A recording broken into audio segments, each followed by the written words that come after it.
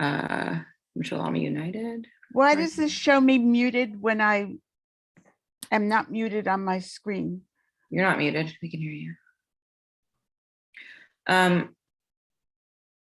Michelle, can you promote Rich? Yes, right now I'm doing the making sure the YouTube comes up. Yes. Okay, great. Can you hear me? Yes. Yes, we can hear you, Melissa. Yes. Okay. Thank you for flagging, Melissa. Just making sure this comes up. Thank you. Hi, Rob. Robert was there. Hi. Hey. Hi, everybody. Hi, how's it going? Michelle, can you promote Rich? Sure. Yes, right now I'm doing the, oh, wow. Making sure the YouTube comes up. Yes. Okay. Great. Can you hear me? Yes. Yes, we can hear you, Melissa. Yes. Okay. Michelle, I think you need to mute the Thank you YouTube. for flagging, Melissa. Just making sure this comes up. Thank you.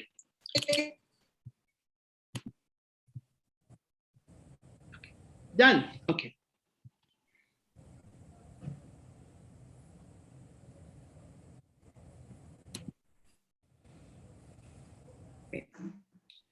So Okay. Lauren said that the assembly member will be on momentarily. I know we've got a few folks from Mitchell-Lama United here as well, so appreciate you guys joining us. And we'll jump in momentarily. Right.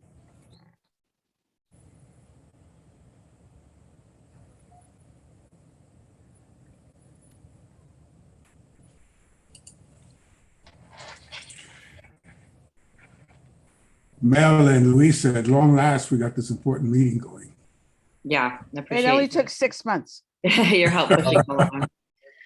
And it's great to see Warren here. Is Miranda actually, is she in the chat?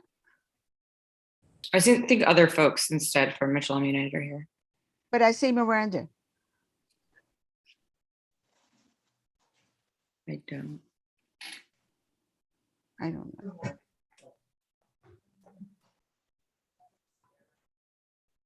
Also glad to see a member of my board here at 7-Eleven, Nancy Campbell. Hi, Nancy. So Joan, or I don't know if that's Miranda. Your name is on there as Joan. I don't know if that's what the mix-up is here. I do see your messages. So you should rename yourself.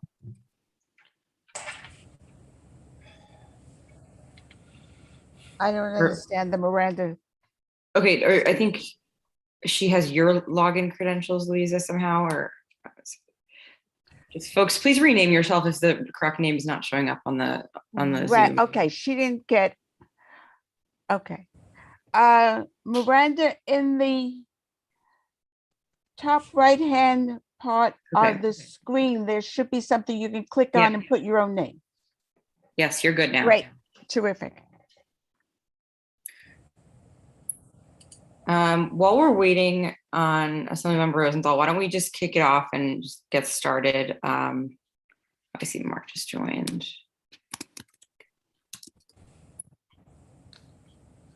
And just sort of set the table so that when she pops on, we can just jump right in. Right.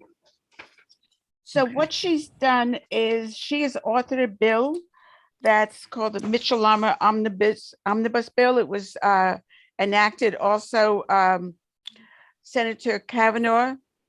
Should we just, before we jump in, just say, sorry. like, hi, Melissa Rosenberg, co-chair of Housing,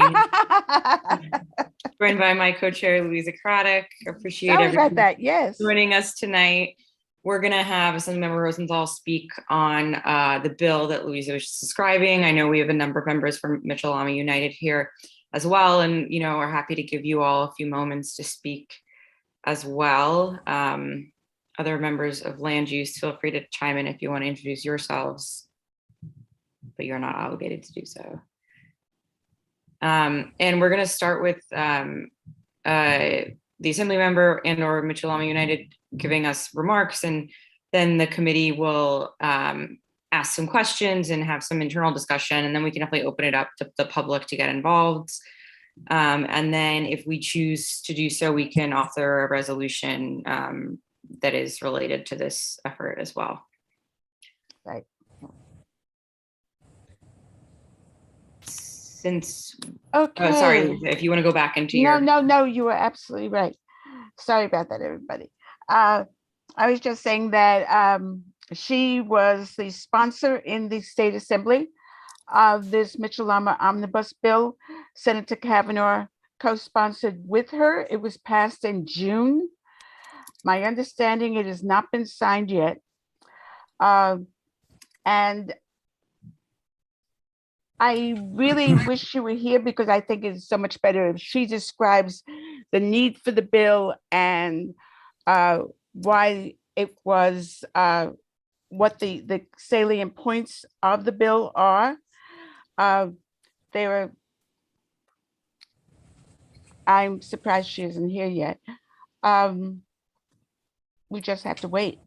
Yeah, so why don't we, But I since the wonder- Mitchell-Lama United folks are on, why don't we give them a moment, since we're waiting for the Assembly member to talk about the background, the need for the bill, and the advocacy efforts to push it forward. And then as soon as the Assembly member jumps on, we can give her a platform to just discuss contents and status and stuff. Right. And if anyone wants to do a little brief background of Mitchell-Lama also, for those people who aren't that familiar with it, that would be good. Well, Warren is our leader in the MLU. Warren, is he unmuted? Warren, are you there? There he is. Yes, can you hear me? Yeah, hi Warren, do you want to give Yeah, background? Could I suggest, I'm sorry, sorry to interrupt. Could I suggest that we start the recording so that the record of this meeting will have been created? Because that's how we, it's kind of required for. I'm sorry, it is. We are on YouTube right now. That's, yeah, it's not Correct, recording. but we Right, also Michelle- need to record. We also Understood. need to record to the cloud, because that's how you generate the live transcript, which is one of the things that's required by the bill that authorizes us to be remote.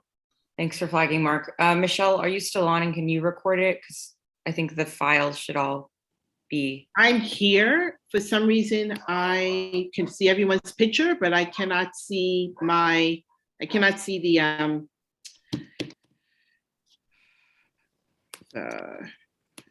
I think Zoom is giving me a hard time today. I can't see the buttons. Which button? The ones that say record, like those at the bottom. I don't know why it's not showing up. My apologies. No problem. Mark, can you see your button, Mark? I'm not the host of the Okay. meeting, so I don't I have just- the power to do that. I just pressed record Okay, and Great. it said, please Yeah. ask the host to give you permission to record. so I'm gonna make you a co-host. Thank you. I thought I was. Okay. Okay, all right, there we go. Okay. Okay, we're ready, Warren? Yeah, Warren, if you could just introduce yourself, give a brief overview of the organization, and then if we could get some background on Mitchell-Lama. Sure. Thank you, everyone. Yes, my name is Warren Harding. I chair the steering committee of Mitchell-Lama United and have some of our fellow steering committee members here joining as well. Just to, at the outside, I just wanted to mention, unfortunately, I have to leave at 7 because I have to join a meeting with my building board of directors, but I'll try to stick around as long as I can. So yes, Mitchell-Lama United is a partnership of 3 advocacy groups, pro-Mitchell-Lama advocacy groups, which comprise the Brooklyn Mitchell-Lama Task Force, Corporations United for Mitchell-Lama, and the Mitchell-Lama Residents Coalition. And we sort of formed this group as Mitchell-Lama United early part of last year in 2020 to focus on legislative efforts to have some reforms added to the Mitchell-Lama law. And so with the help of Assemblymember Rosenthal and Senator Kavanaugh and many other elected officials, both local and state, we had a series of meetings over the past year and a half to present ourselves, what we represent, and what we're trying to do. And we did get a lot of support from many of those elected officials, which eventually led to this law being passed, this bill being passed, the Mitchell-Lama Omnibus Bill.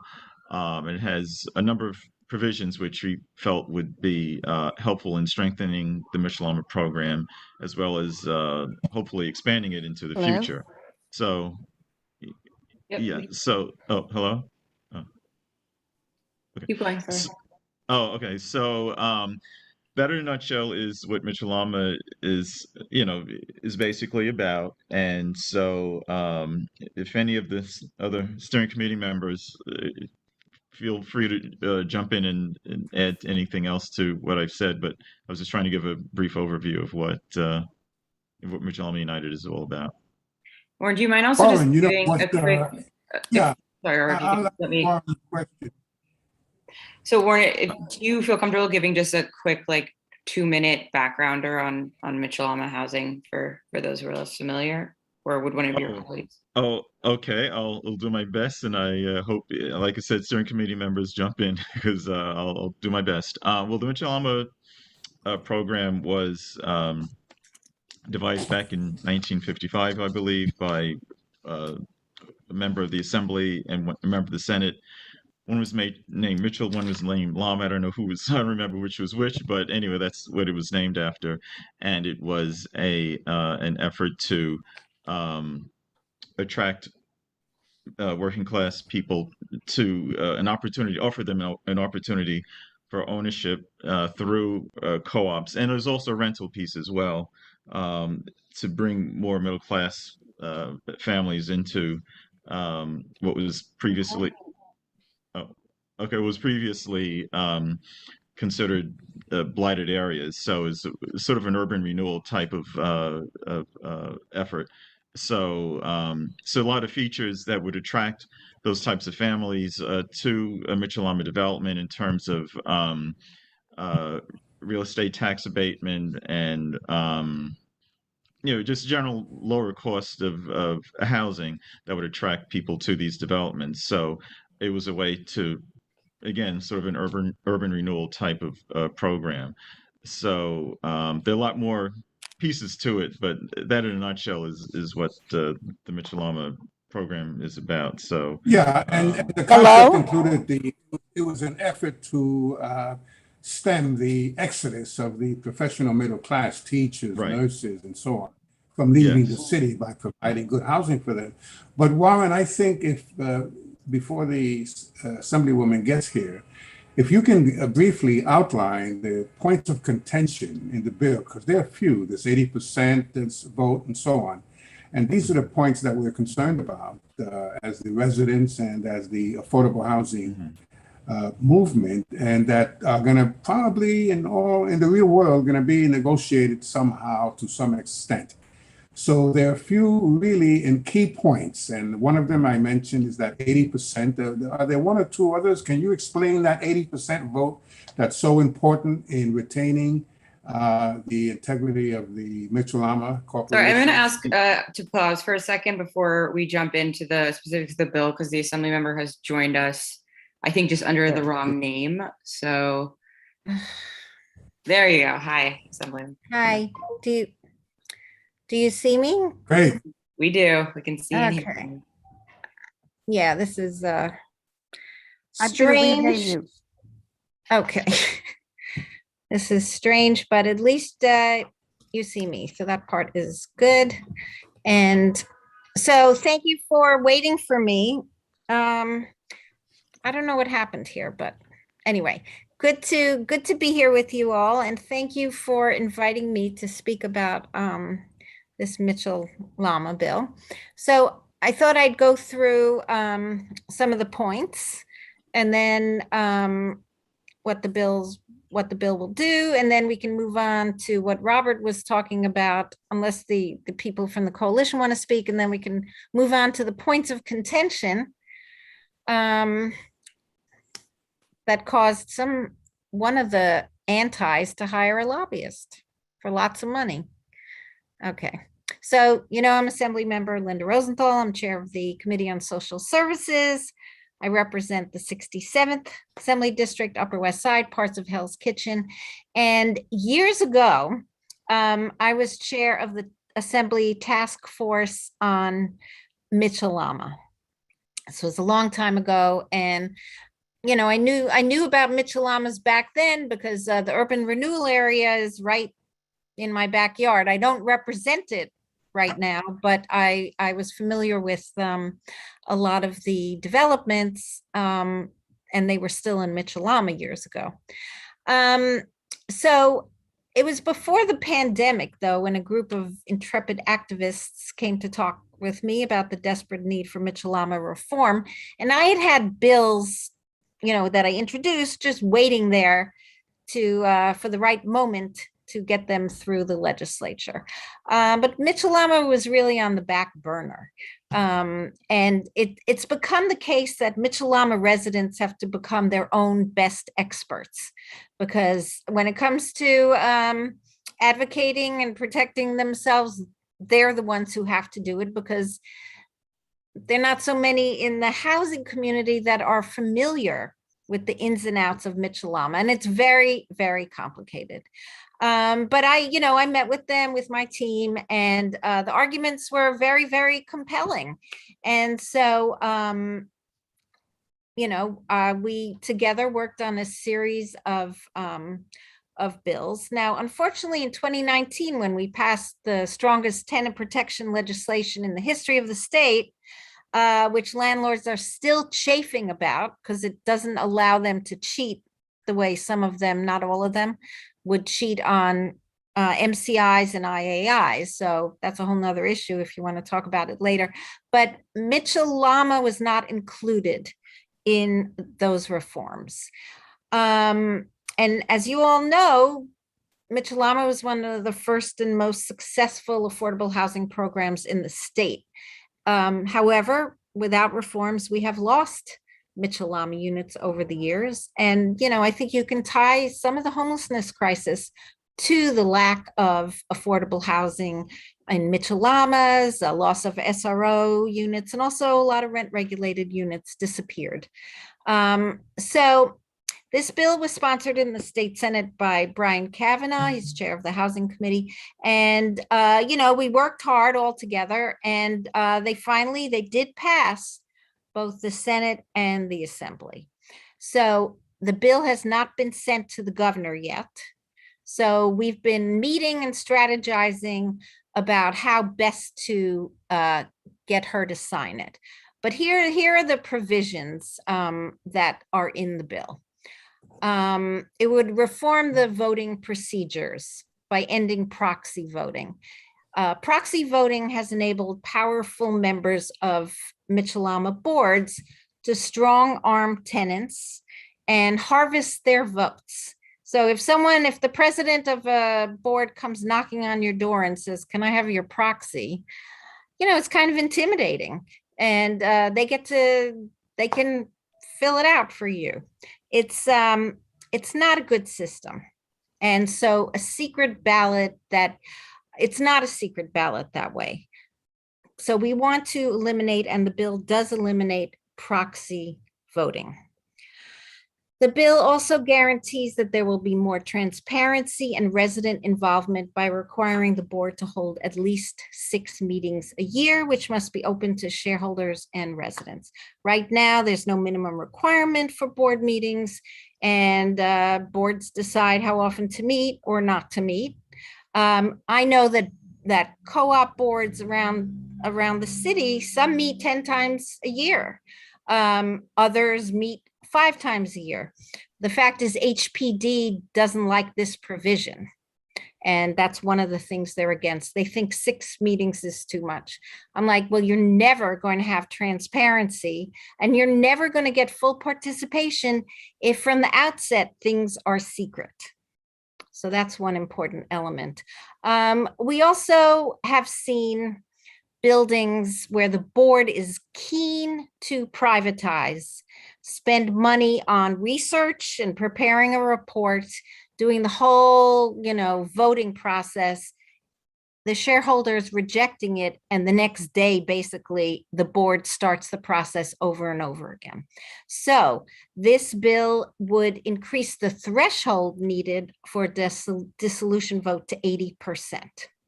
It would also ensure that no operating funds are used to prepare or distribute a feasibility study, an offering plan, a red herring, black book, or other documents, and it would prohibit a subsequent dissolution vote until 5 years after the failed vote.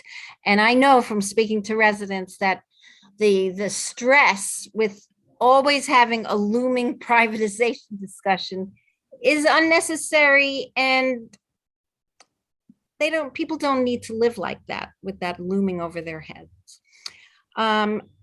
Right now, there's a low threshold for dissolution voting. It's 2/3, which powerful boards can easily meet through proxy voting and other intimidation practices, and as well as apathy.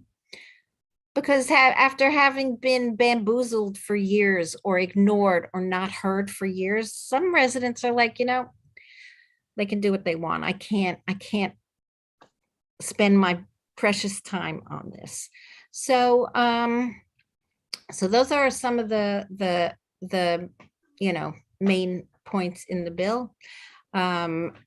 Obviously, boards that want to privatize are fiercely against this.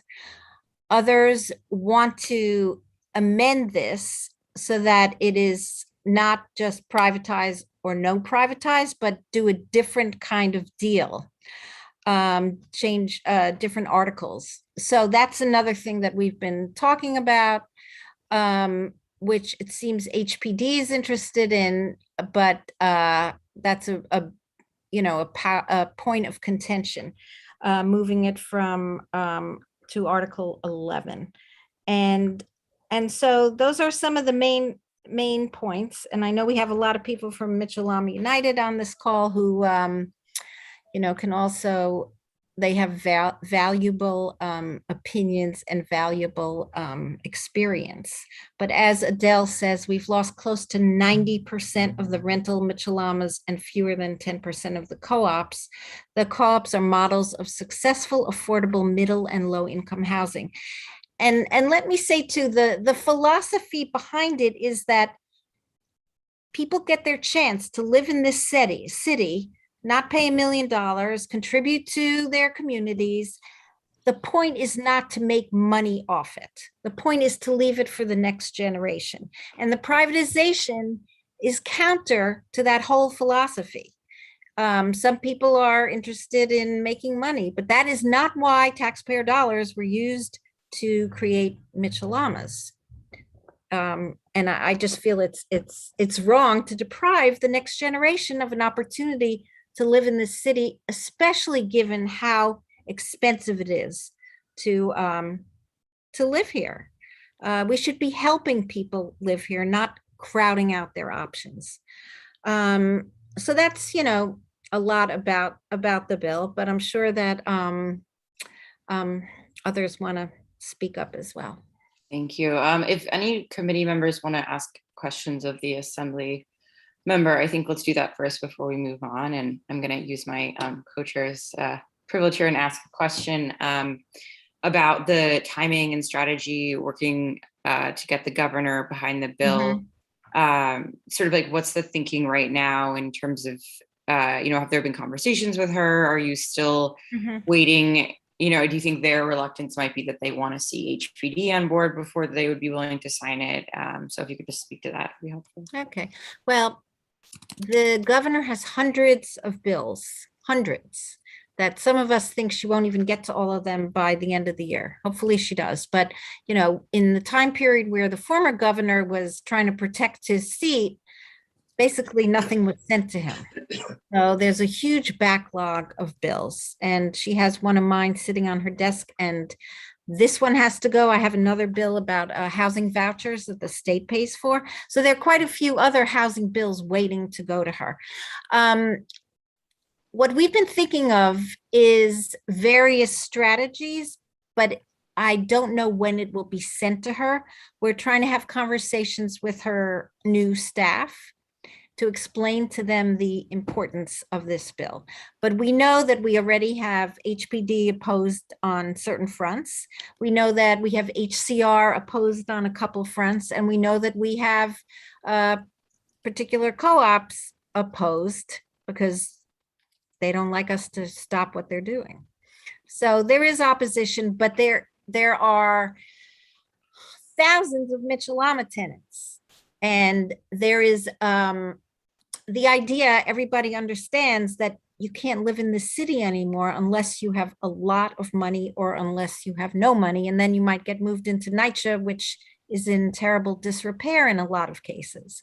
So I feel like it's a great opportunity also for the governor to show that she understands the plight of the middle to low income tenant, and do her best to work with buildings to preserve Mitchell-Lama, help them with mortgages. There are a lot of things that state government can do before it throws its hands up on Mitchell-Lama privatization.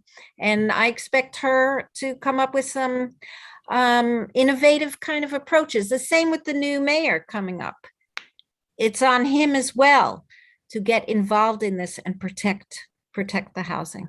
So, but I don't expect it to go there for a while. I have a question about what is the opposition really based on from HPD And HCR. and HCR also? HCR had smaller objections. I have to look them up, but HPD didn't like the requirement to have 6 meetings. And they also were, they didn't like them, neither HCR nor HPD wanted to have the meeting requirement.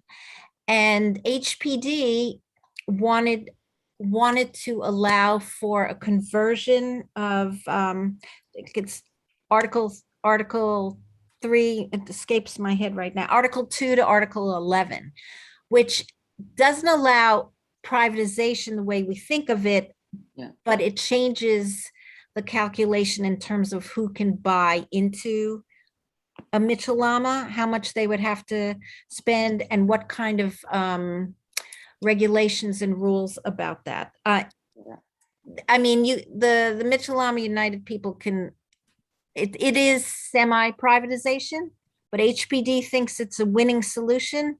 We're not all convinced about that. And it does raise, as Adele says, the buy-in price to over $300,000. HPD insists that one could get a loan to get the money to buy in, but you couldn't if it were more money.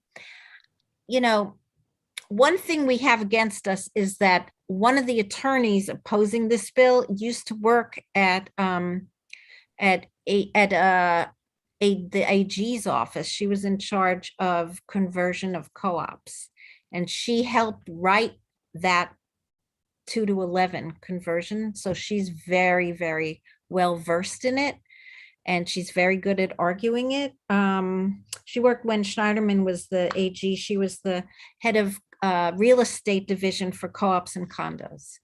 So Erica Buckley.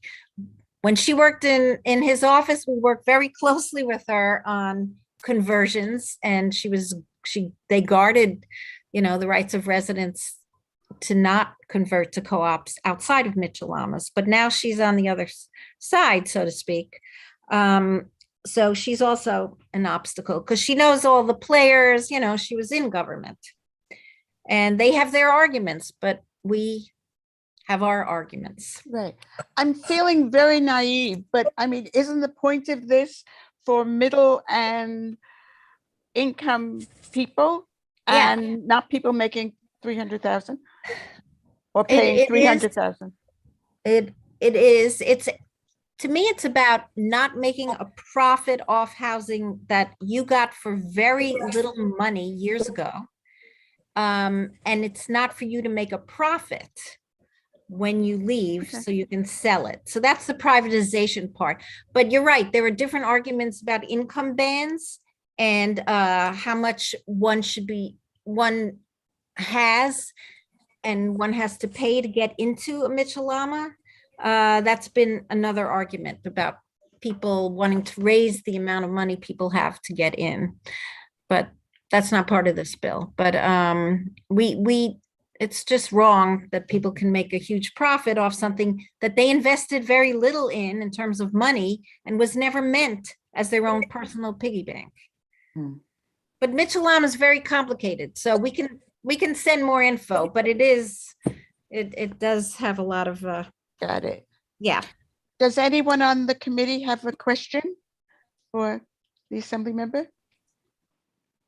Well, I just want to point out that, I'm sorry, this on here. I just want to point out that when we're talking about everything that Linda's talking about, MLU, in the category of affordable housing, and Linda, you may not know, but I'm a realtor, and one of my niches for years was, and still is, I guess, the FDHC inventory.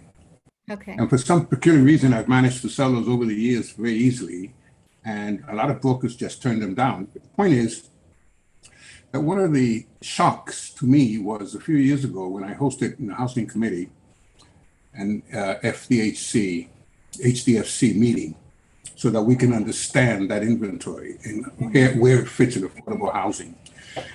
I had Barry Mallon there, who was he must have been 10 years old when he was one of the early authors of he helped structure the legislation with Mitchell Lama and yeah. And so he was one of the speakers and that sort of thing, that they were hanging from the rafters. And the shock to my entire being was the hollering from the attendees from HDFCs who wanted to buy out. They were tired of this. They said, the market, everybody's making money. Right. I got this. It's not in the language, but I got this for $250. Right. And I want to make $300, $400, $500 on this.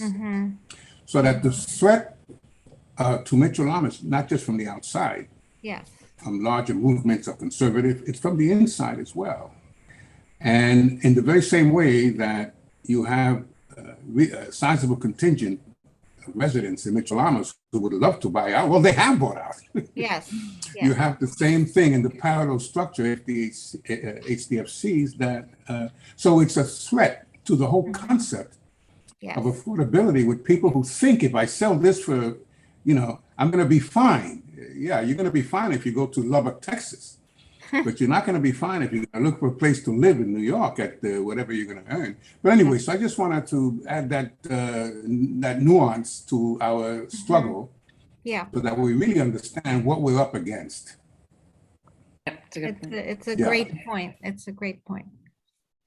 Any other committee questions? Doug? Well, I'm not on the committee, but I Non-committee questions then? I am vice chair of the board. But so some of you may or may not know, I used to be on the Mitchell Lama task force with then Borough President C. Virginia Fields, and I was the president of the Mitchell Lama Tenant Association, but that was a rental. So one of the questions I have for the assembly member is, does this bill pertain at all to rentals or strictly co-ops? No, just co-ops. I actually have a rental in my district, Clinton Towers. And that's another hotbed of, they're always trying to increase the rent. And they just put in, HPD wants to increase the rent 29% over 3 years. I mean, people who live in that building, for example, can't afford that.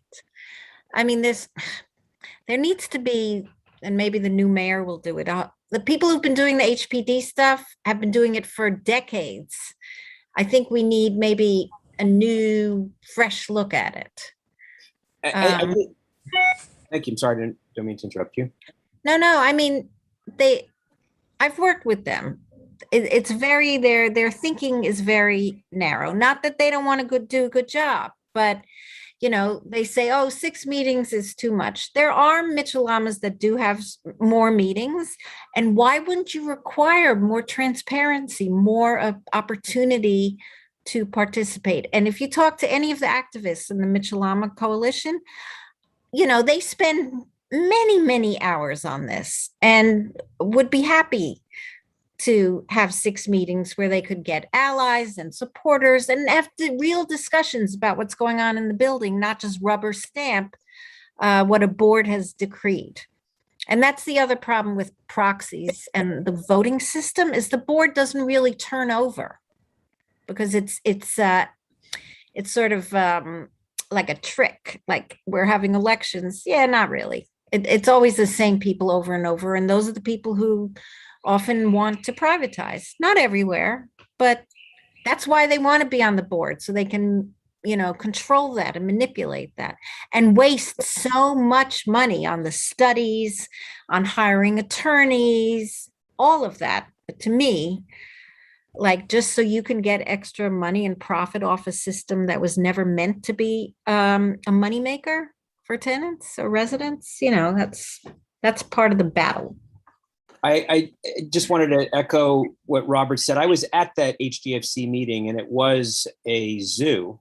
And it was a very interesting fundamental, I think it's a philosophical issue and it's so important. When I was the president of the Tenant Association, which is a rental, but there's a comparison here.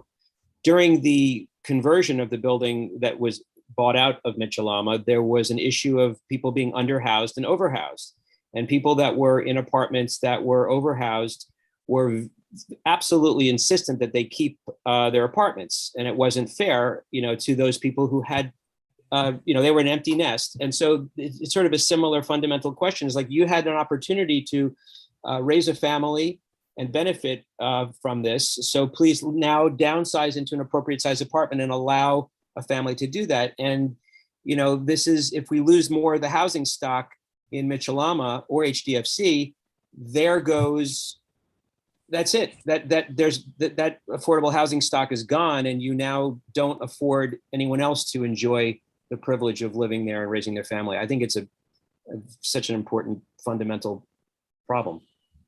And speaking of like the diminishing number of affordable units, even though the city and the state have a plan and we're going to build more, there are 90,000 people on the streets tonight or in shelter. So we can't wait that long.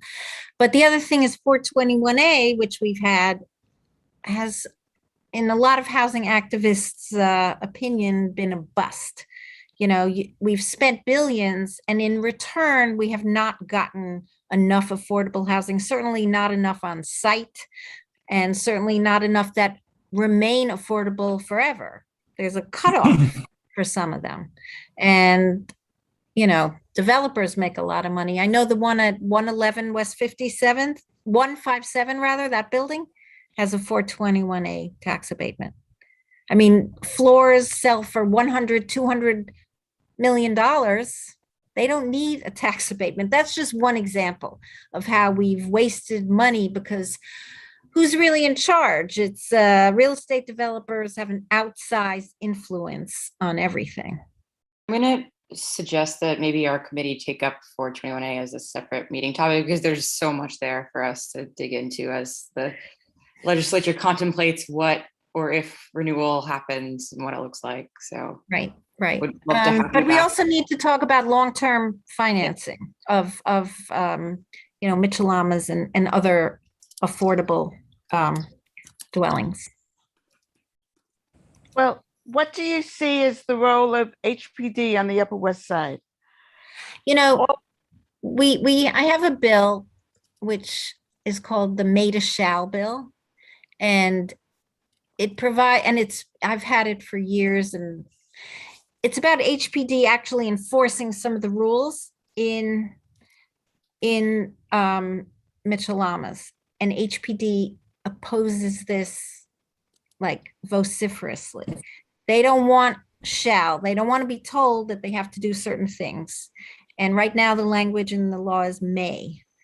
And that's one of their bottom lines. They do not want that responsibility. And I think that's part of the reason that this whole Mitchell-Lama thing has gotten so out of control is because there's not like a firm hand overseeing or guiding or telling them what they can or cannot do. And that's what I hope HPD gets more invested in, protecting Mitchell-Lama buildings, whether it's rental or co-ops that want to privatize. I mean, they say they want to do that, and they think 2 to 11 is the way to do it. But a lot of us have our doubts about that part. Any other community board questions before we move to attendees?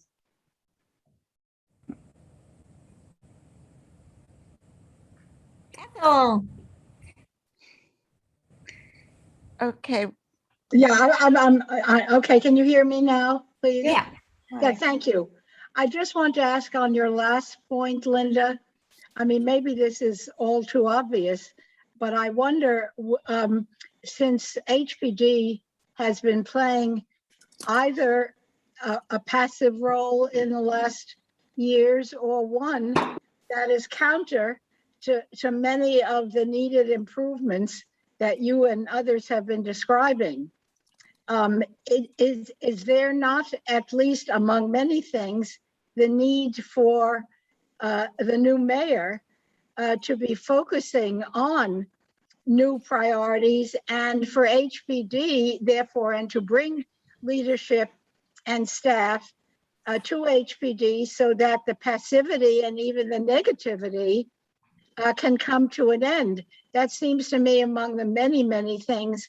But since our topic is so much the crucial one of housing, which isn't getting better, if Right. that cannot be a huge focus for this mayor, and how politically that can be done, or even in any way. No, absolutely. I saw him yesterday. There was an I Upper was West there Side too, so rally. I saw Oh, that it was on the west side, yeah. Yeah, 72nd and Verde Square to encourage people to go out and vote in November. And I said to him, we have a lot to talk about with housing. So he said, yes, yes, yes. Yeah, I think you're absolutely right, though. We can't just let it be like another agency he puts people in. It's got to be like a tremendous focus on creating and preserving housing, but not at the same rate as we've had the past yes, 8, 12, 16 years, because look how much we've lost. right. And some of what we lost is because of the state government not protecting rent regulated apartments. Mhm. But we certainly do lose apartments when Mitchell-Lamas buy out of the system and privatize. So yes, you guys should call him in when he starts his term, or call HPD in and say, what are you doing about this? You know how to do it. okay. Eric Adams has talked about converting old hotels Yes, into housing. yes. Do you think it's That- doable? Yeah, that's a state program called Honda. I forget exactly, it's hotel something, and I think it's Housing Our Neighbors with Dignity Act. housing our neighbors, and it's hotels and real estate, other commercial real estate. And we put in $100 million. Right now, it's just limited to the city, although this is a tool that we can use successfully around the state, because New York City is not the only place that is suffering with a lack of affordable housing. And he agreed that would be, a good venture. It's not for profits come forward and say they want to be involved in it. And we'll see how it goes. It's a good experiment. It's a good idea. Let's see how easy it is to implement. But I think it's a lot of the not-for-profits will take it upon themselves to get involved. It's not meant to be like state or city government selects you and then Oh, makes you do this and that. It's like from the developer side. Yeah, that's right. that's a shame. I think nobody wanted to like assume the responsibility, so they thought, okay, it's better if the not-for-profits, for example, who are set up to actually do these conversions successfully. I mean, there's so many rules and regs, it's really, to make it worthwhile, like some hotel rooms are not suitable. They don't have, the proper square footage. Right. They don't have cooking facilities. There are all these requirements to make it habitable for a person. And so all of that money figuring out is very, very complicated. But doable. Doable for sure. For sure. Okay. Is Hi, there, Rich. Yeah, sorry, I see Sorry, Ira, Ira. a hand up, yeah. Question for the assembly member. I've probably done more than my fair share of supportive and affordable housing than anybody else as an architect. And I just want to say $100 million in New York City. It's nothing. It's nothing. Yeah, I can spend $50 million getting out of one building for Exactly. nonprofit working in open shop settings. Absolutely. So is there a bigger commitment possibly down the line? Yes. And is it possible to leverage other programs that HPD might have, that HCR might have with this funding, and also particularly seed money for the nonprofits to actually get control of these buildings, because that's often the problem, is that they're outbid by speculators to get in the front door, and they need a couple $1 million just to get control of the building to do the documents. Absolutely. You're right. Yeah, 100 million sounds big if you're talking about building a playground, but not if you're converting distressed property. Yes, we're all talking about trying to pour a lot more money into it in next year's budget and over the coming years. Okay, and my other comment is having the hotels seem to have a lot more potential than a lot of the office buildings, because a lot of the office buildings have insolvable light and air problems. Yeah. So I just want to put that out there. Unless there's some accommodation made in the I'm getting really geeky here for a second, Right. but there's a thing called the New York State Multiple Dwelling Law, which only really applies in New York City for all purposes. Right. And they did create a certain section, for example, for lofts. And would we it be fight over every few years? We fight Yeah. over renewing it. Yeah. So, but that's the loft law, which is a sub-article of the whole thing. But is it possible that you would create another article that would allow conversion of office buildings similar to the loft buildings, but the basic loft building was in its design very different than the office buildings we're talking about. So that's something else that the legislature needs to think about. And I would have to thank the people in Ogdensburg and Jamestown and Binghamton couldn't care less if we could just tell them what we want, but that's your job, not mine. Yeah, but we've heard a lot about how, this initial trough of funding is not enough for the state, it's not enough for the city, but let's try it first with not-for-profits in the city and see where it goes. I mean, there's also the question of prevailing wage. There are lots of thorny questions that have to be resolved to get this off the ground. So, yeah. Okay, it's just 100 million, for most people, $100 million sounds like a lot of money. I know there are a couple of people here who know it is, but when you do this stuff. No, it's really not.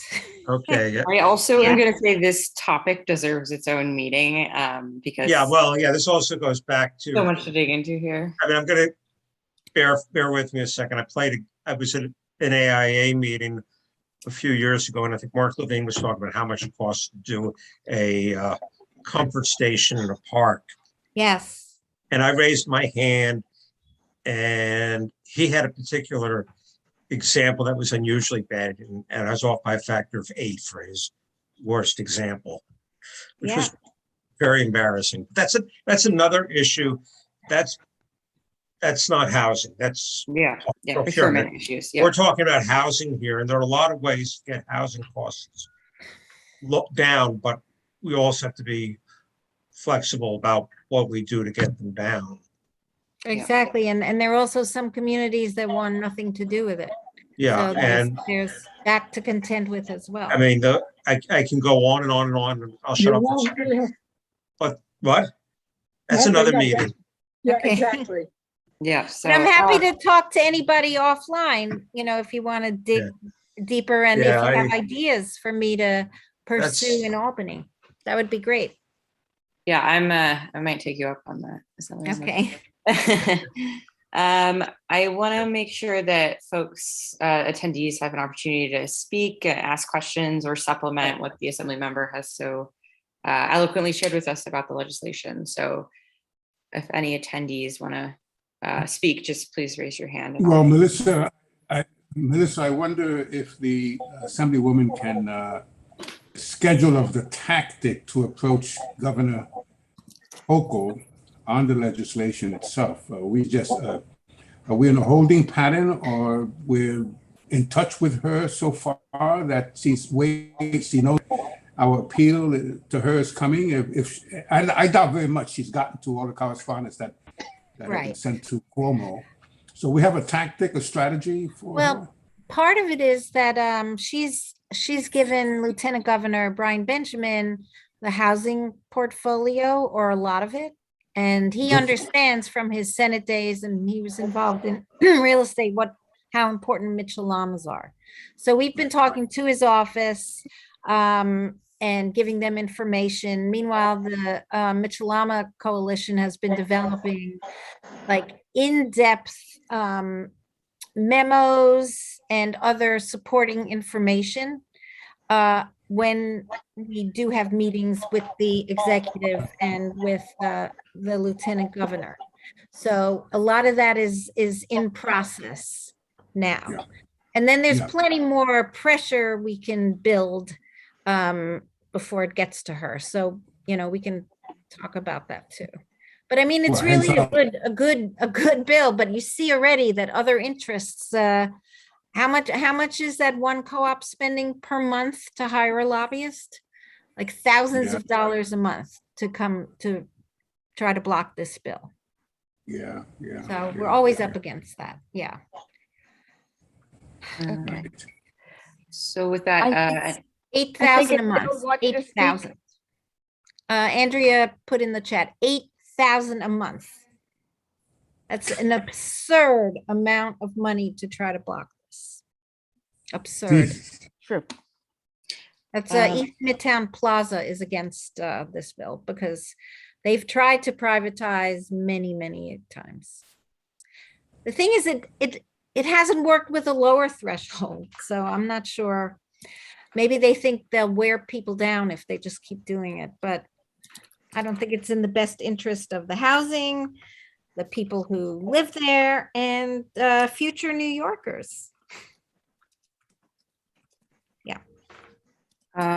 Adele or Andrea, do you want to jump in? Or sorry, Polly, I see you have a question. Then why don't you go? I have a question for the Assemblywoman.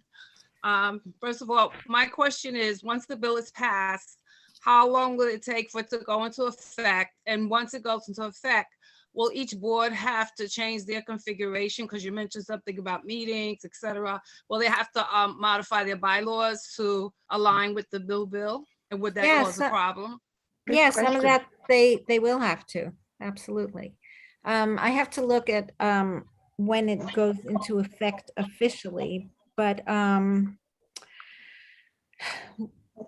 let me see. What was the first part of your question? The second part, yes, buildings will have to modify to conform with the law. Yeah, It my was- sorry. first question was, how long will it take once the bill is passed to go into effect? And will the boards have to immediately align their bylaws to adapt to the new bill and the rules?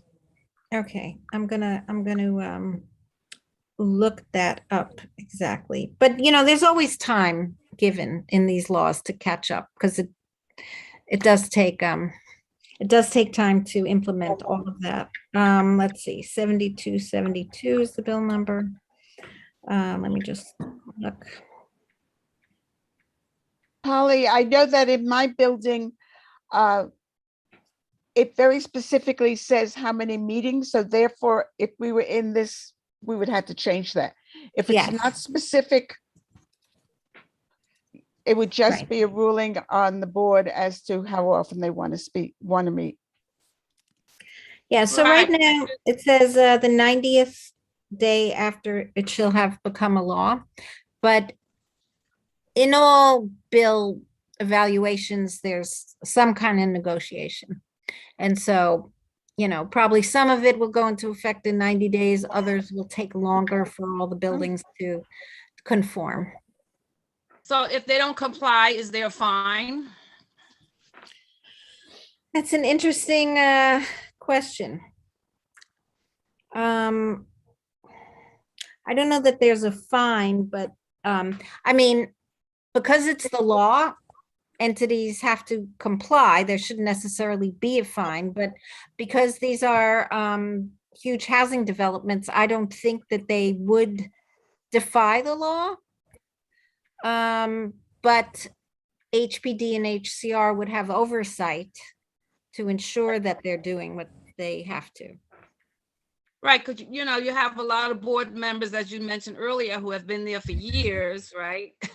And they basically control everything, so there, of course, Right. there'll be some resistance to change.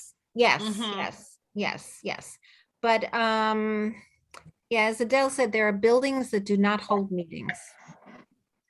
I mean, so that at the outset, they want us to have maybe 3 meetings a year. Like, it's not a burden on the residents who want to participate. It's probably a more burden on HPD because then they're going to have to be more involved, Exactly. which they Thank don't you. want. Sure. So members of the public, do you want to speak to add anything or to ask any questions? You all have been putting a lot in the chat, but I would love to give you an opportunity to verbally opine or share if you so wish. Adele said yes, so I can allow you to talk. All right, Adele, you can unmute. Hello, everybody. Can you hear me? Yep. Yeah. Thank Yes. you for joining us. Wonderful. Well, I am a constituent of Community Board 7. I live on 90th and Columbus. My name is Adele Niederman. I've lived in Mitchell-Lama almost my whole life, since 1970. And when I moved in, I had no idea what it was, but I've subsequently learned. I think one of the biggest issues for the public and the community board to consider, in addition to the housing, in addition to the diversity that we have in our buildings, in addition to all those issues, it is unseemly for someone who may have purchased an apartment for $3,000, $5,000, $10,000 40, 30 years ago to turn around and make a huge profit off of the public subsidy. We have been subsidized for all these years. We pay 10% maybe of the regular real estate taxes. The other issue that we haven't discussed here is that when privatization is an issue, the board thinks of nothing else. In my building, it is that biggest elephant in the room doing what elephants do. And they cannot make a decision without thinking about it. And it prevents them from dealing and working on things that they need to consider. I lost my thought there for a moment. I was on a roll and then I lost it. I think part of the other issue here is that buildings are fantasizing about going private. And we have seen in a terrible example at Southbridge, which is down just by Brooklyn Bridge. They privatized in 2015 after a bitter fight and a terrible court decision. It won by 10 votes. And what has happened now is that in January, having nothing to do with the pandemic, banks stopped giving mortgages to prospective buyers. So sellers couldn't sell their now private apartment because of the financial state of the corporation. It's 1,660 units. And they started with huge assessments of $4,000 that had to be paid like within 4 or 5, 6 months with no notice in order to begin to balance the books. And when we examined it in Manhattan, the real estate rents will double in 5 years. There is no way. Now, also remember, on day one as a private co-op now, I think in one of these buildings, the real estate taxes went from 1 million to 8 million. And then by year 5, they were now 16, 17 million. So they hope that everything in these buildings will be financed by the flip tax or the transfer fees. And that's just not the case. The scheme doesn't work. And that's even a bigger issue that the agencies haven't taken a hold of. No matter how much we tell them that, they, kind of like bat us away. What do we know? We're just people who live in the buildings. They're the housing professionals. We should be quiet. And the fact that it won't work in Manhattan, we know that real estate taxes will double. Buildings will not be able to attend to their roofs, their windows, the facade work, the leaks into the garages. And then we're all fearful of another Florida situation because every building has a leak in their garage, underground garages with rusting rebars. We all see it. And they say, don't worry. But I know one building in Brooklyn closed their garage. An engineer walked in and he closed it down within 5 minutes. So we know these things are happening. Agencies, whether they're overstaffed, whether they're well-meaning, they're not taking care of the business. And that's why we need the made to shall. They were I could so go on. vehement. I go on. That's why they were so vehement. They didn't want made to shall. It was Right. like their biggest fear that we pass that into law. So Right, we right, figured, right. right, this time we had a big enough fight with this bill. We can go after Maybe- that next time. Right. And this bill doesn't cost the government anything. There is no provisions in the bill. Yes, we receive subsidies in Mitchell-Lama. Yes, we go back to them for refinancing. My building is refusing to go for the refinancing. They're going to a private financer because it gives them more flexibility to spend the money as they want. And I'm afraid of that. I'm afraid it's like leaving dollar bills, $10 bills on the counter. But we're not talking $10 bills here. Right. So, okay. So, Thank you. and the Mitchell-Lamas in your district have in Community Board 7 brought tremendous stability and diversity of color, of religion, of income levels, Right. of careers. They are just marvelous places and a place for people to grow old. Exactly. And families, families grew up there and are now successful, contributing to society, which we're going to stop if we have no places for people to come and live and start their lives here. And that's what all this privatization is going to lead to. And all of these clauses in the bill are there because of things the Mitchell-Lama people, the activists, have seen over 20, 30 years of participating in governance of their buildings.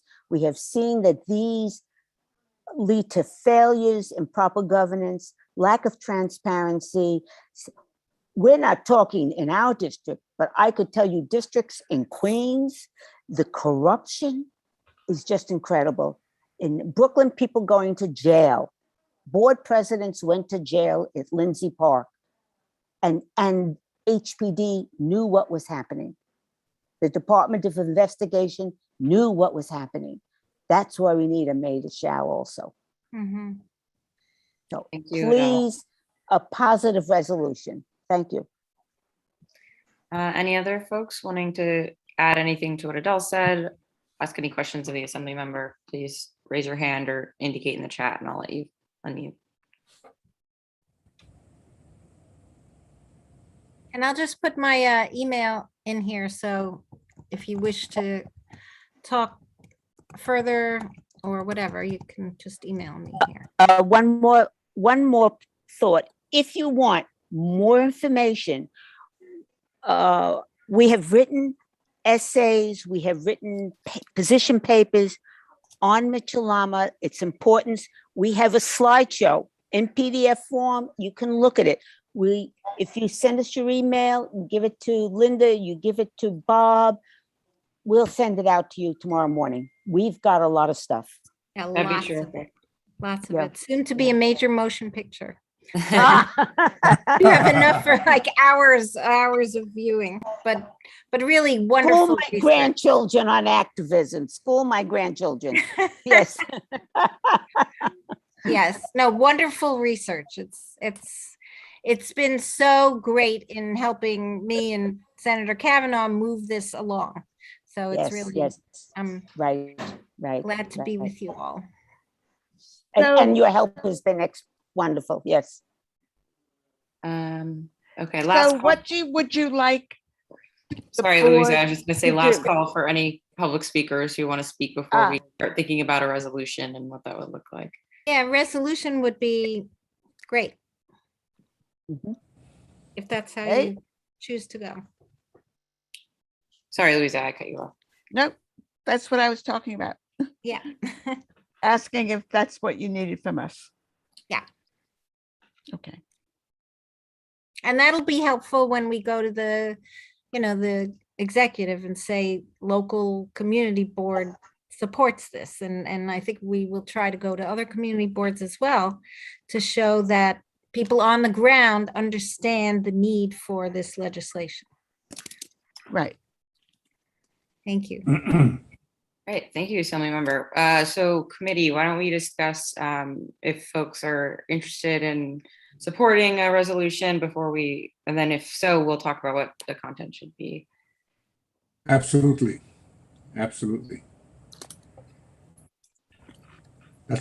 Yes. And I like the process that we've had in the past.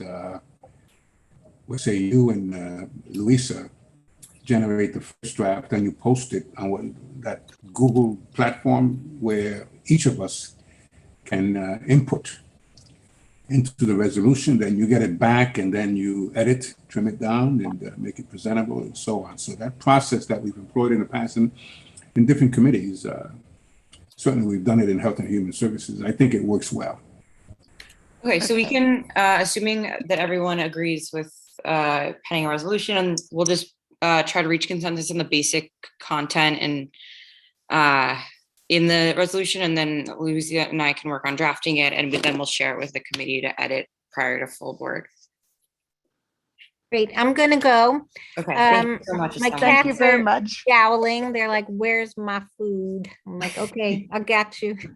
Thank you, guys. Good to see all of you. Thank See you in person soon, Yes, of hopefully. Thank you. And thanks for your attention to this. I really appreciate it. course. Thank you, Assembly Member. Thank you. Thanks. Okay. Have a take care. good Thank you night. very much.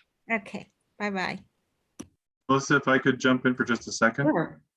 Please. Thanks. So what I would propose, I mean, the therefore clause of this resolution writes itself. It's therefore we congratulate the Assembly and the Senate for passing this bill and call on the governor to sign it, right? I mean, that's the resolution, right? Yeah, it's so maybe calling you on just the wanna- governor to sign it. Yes, agree. Yeah, because it's already passed both houses.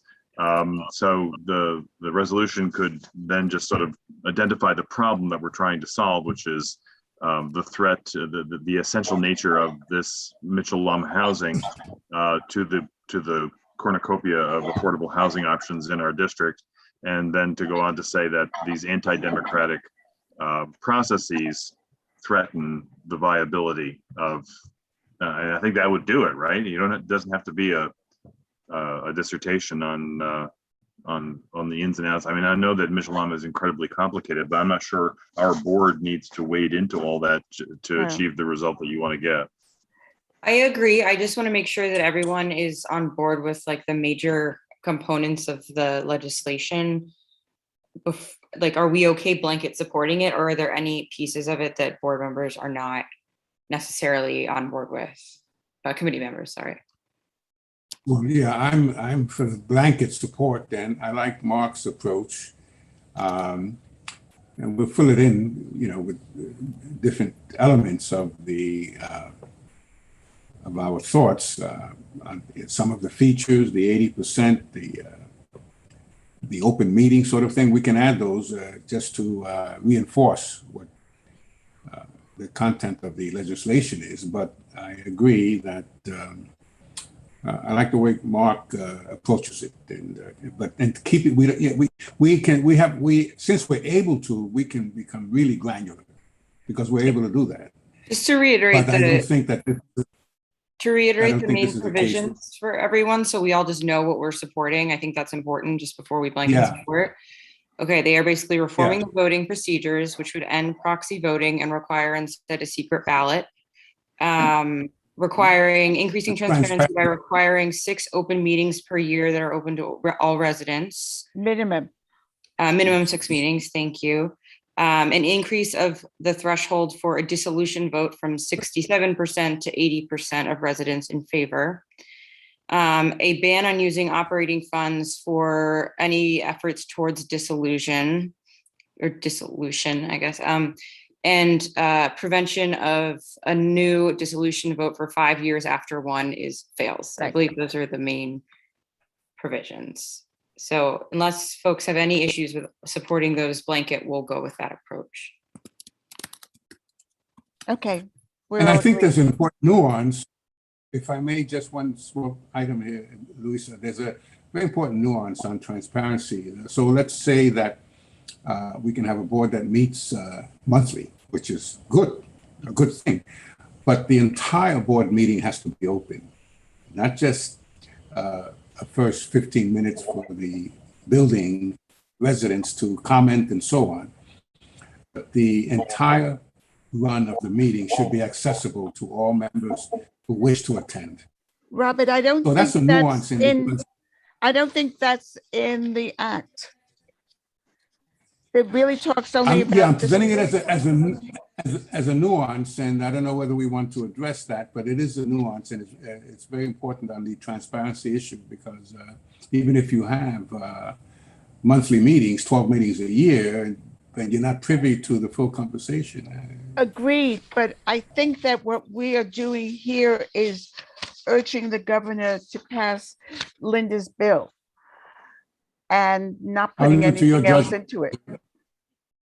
Yeah, I'll leave it to your judgment on that. Okay, Mark?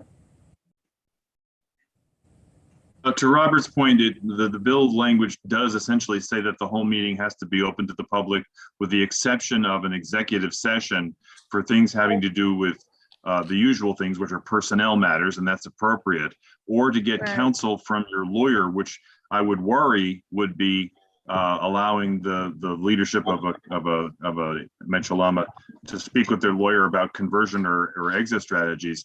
But my larger point is the bill's already passed. So tinkering with the language doesn't really do us a lot of good. Yes, we could write a lot of these sections differently, but that's not, what I understand you to be about. So I understand your point. Wait, just sorry to reply to Mark.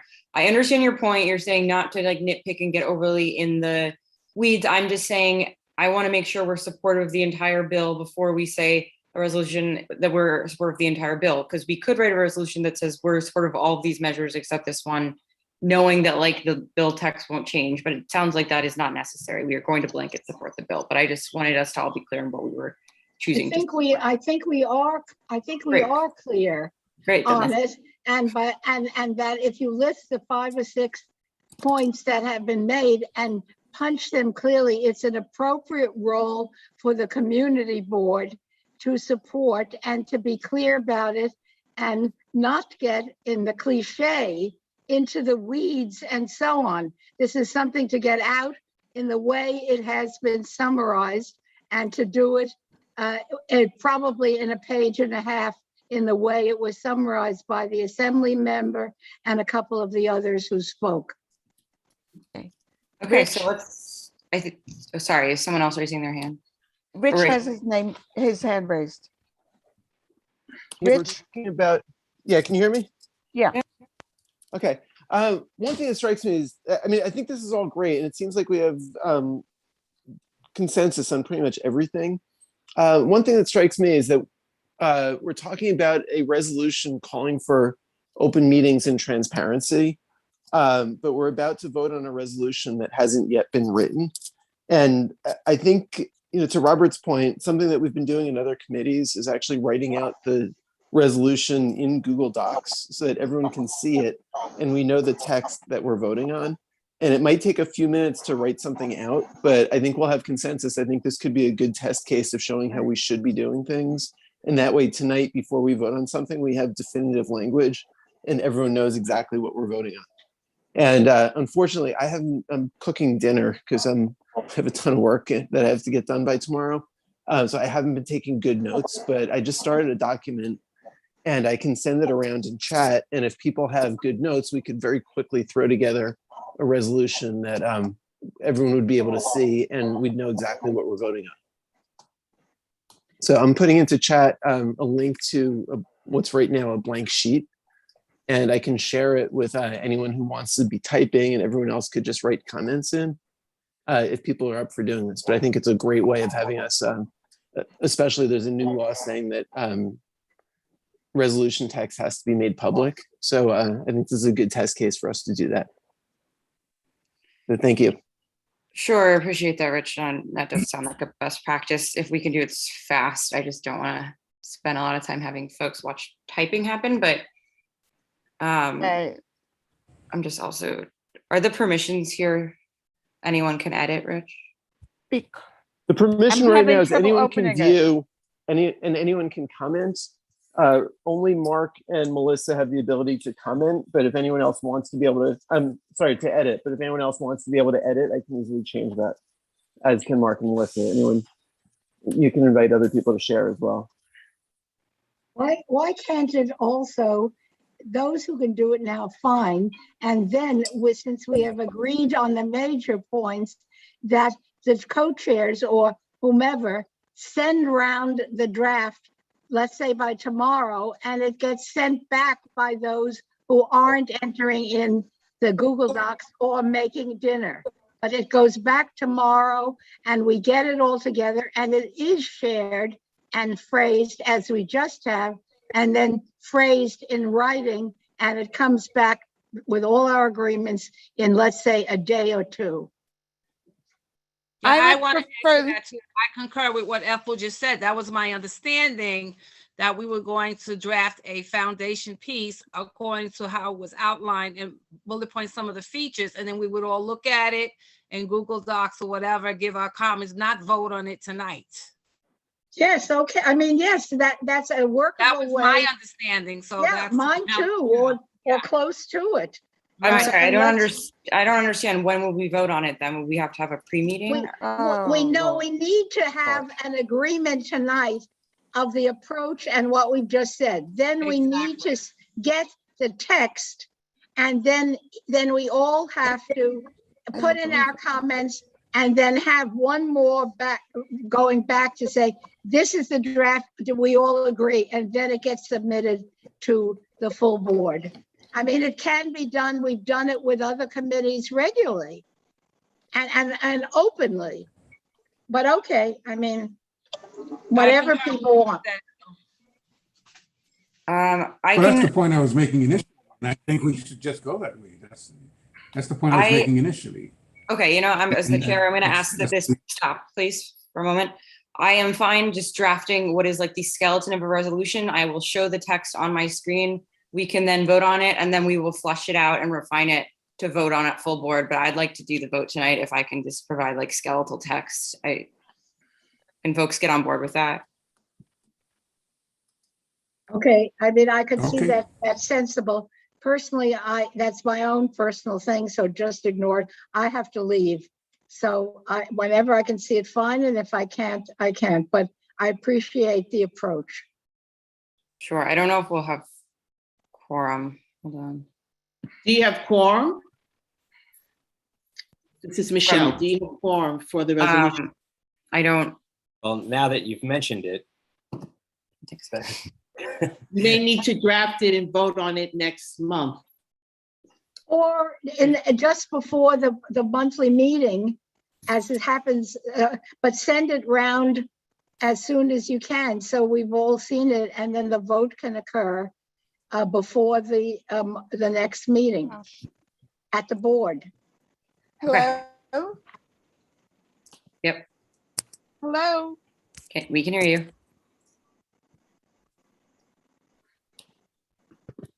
Louisa, did you want to add something? Okay. Considering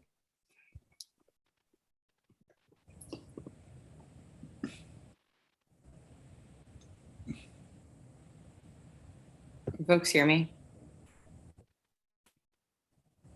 I can. Okay, sorry, I'm not sure what's happening, if I'm frozen or if others are frozen.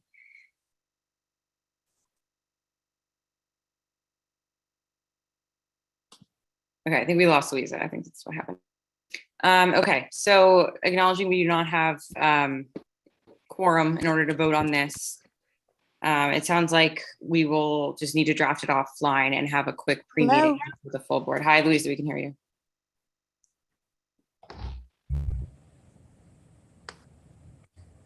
Can you hear us?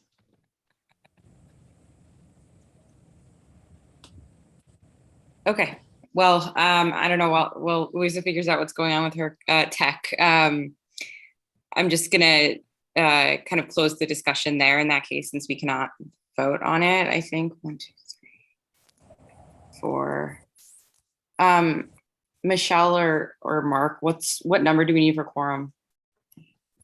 5, 4. Sorry, you've got quorum. You have 6 members here, don't you? 1, 2. You, Louisa, Robert, okay. Polly, Ethel, and Miranda, and Rich. So you've actually got, Ira, are you a member as well? Yeah. Yeah. Yep. Okay, so you've got quorum. I just added a really bare bones something into that Google Doc that Rich created. Obviously, it's very rudimentary, but between what you put into that Google Doc and what I did, I think you've got enough to vote on. Yeah, I think you're right.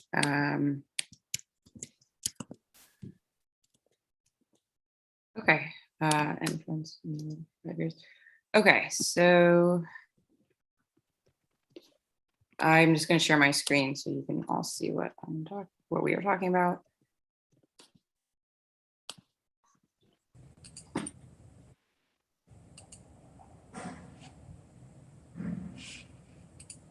Can folks see that? Okay, I see it now. Okay. Yes, Melissa, you can see it. Thank you. Great, thank you. Okay, so here's just like the basic skeleton of what the resolution would include. It would include a listing of the major provisions, and then that therefore would be that Community Board 7 applauds the passage of the Assembly and Senate. Ira, can you mute? Do you have a stream on or something? Not me. I believe it is from, just mute then. So here it lays out what the major provisions are of the bill. I don't know the Senate number off the top of my head. And then so here it lays out. Oh, Robert, it's you. Provisions are of the bill. I'm back now. I lost the last 5 minutes. Louisa, are you back? I'm back. I'm on my phone. Okay. We're just going over the skeleton of the bill. We do have quorum, so I think we can do a vote now. If folks can just take a look at the screen. Sorry.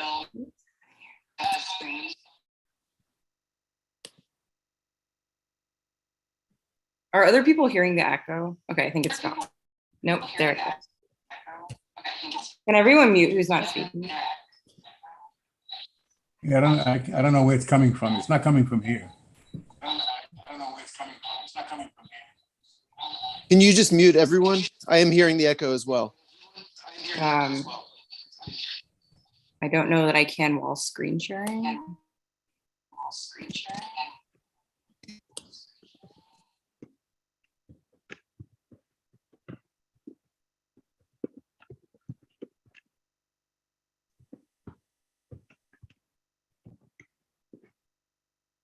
Okay, so this is a template that we're going to build the reso on. Yeah, this is what Louisa, I think you need to turn off one of your devices. Or, Okay.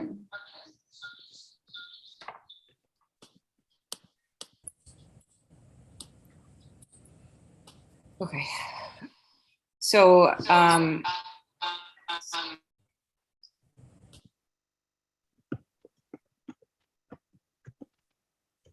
I'm just seeing who needs to be muted. Yeah, Louisa, you're on, okay, you're muted on, okay, now we're good. So you all can see the text. Everyone just take a quick read and then I think we can do a vote.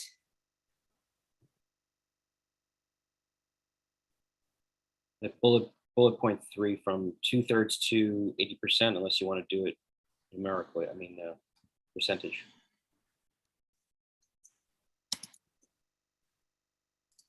Thank you.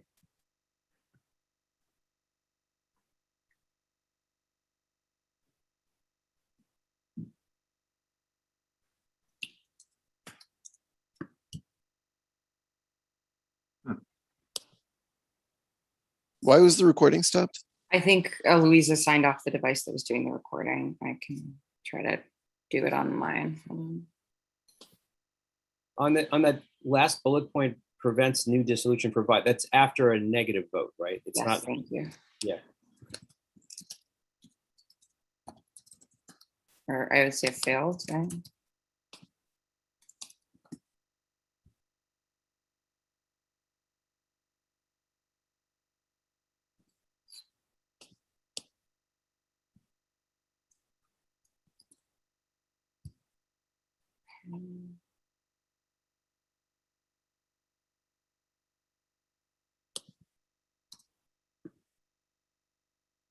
Okay, have folks had a chance to read and feel comfortable taking a vote?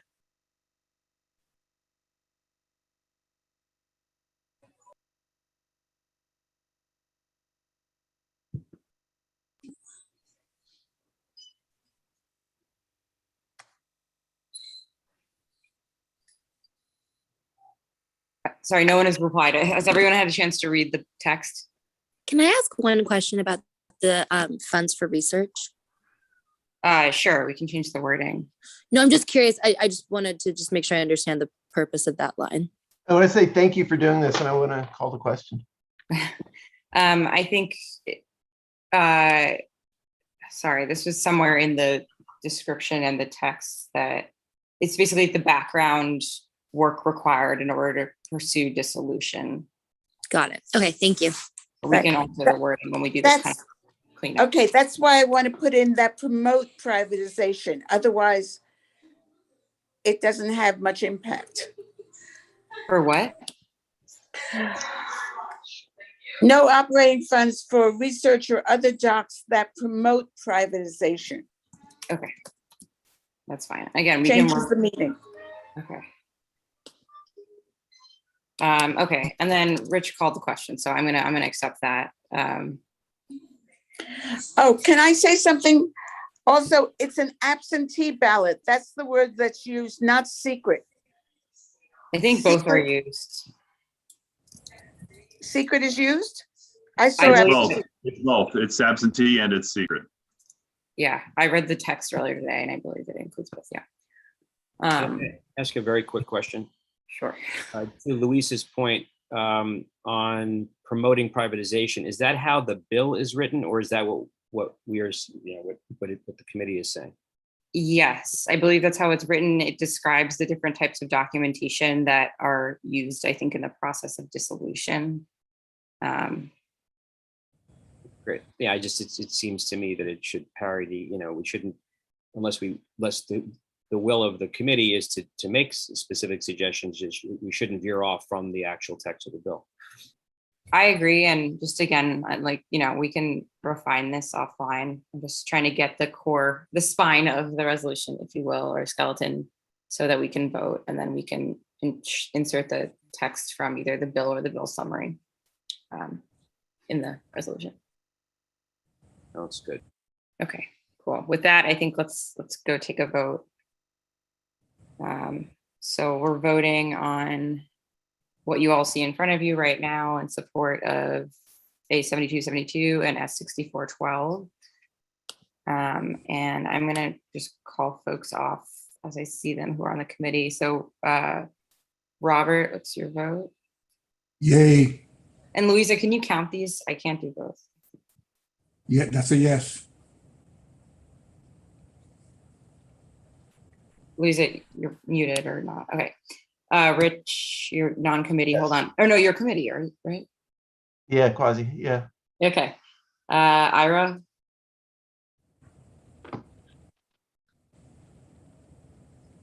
Ira, what's your vote?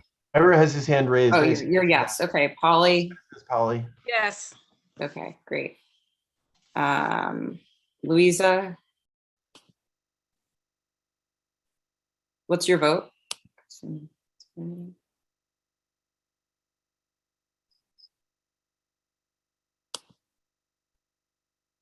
Louisa, can you unmute? Yes.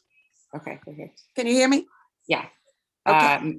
Me, yes. So I believe that's 5. Is anyone else on the committee that I didn't call? I'm on the That's 6. committee. Yeah, you didn't call me. So Okay, Miranda, sorry. yes, Okay, no worries. My vote is yes. okay. No, and then anyone, I think that's the whole, all committee votes. Okay, great. Non-committee, Yes. Mark. Doug? Yes. 2, okay, great. So I think it's 6. I have 7. Katie- I have 7. Okay. Great, thank you.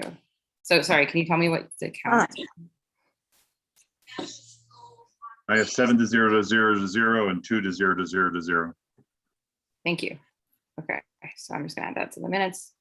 Okay, and with that, I think we can adjourn the meeting unless there's something else that we want to cover. I have a motion to adjourn. All right.